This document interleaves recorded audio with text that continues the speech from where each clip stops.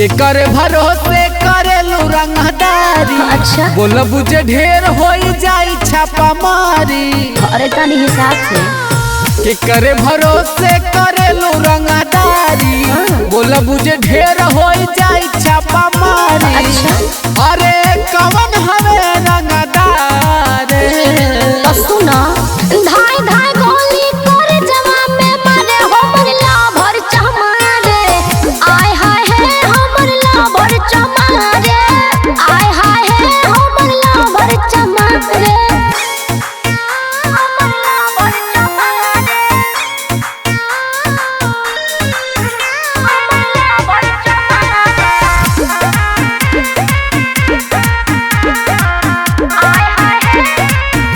चले रंगदारी खाली सुन चौमरान के। जलवा कायम रही। सटावे दुनाली कोना पटिए पे तान के। अभी मार दिकारे हाउ तू जहन चमरान के ये गोरिया। चला न सीनावा उतान के ये गोरिया। सुना तब नहीं केहू निहारे। धाय धाय गोली करे जवा में मारे हमर लाभर चमारे। आय हाय रे हमर लाभर चमारे। आय हाय है हमर लाभर चमारे। हमर लाभर चमारे। हमर लाभर चमारे।